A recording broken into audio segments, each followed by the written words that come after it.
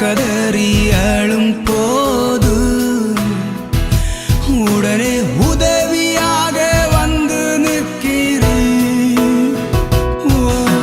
நான் கதறி அழும் போது உடனே உதவியாக வந்து நிற்கிறேன். இது போல் யாருண்டு உலகில் இது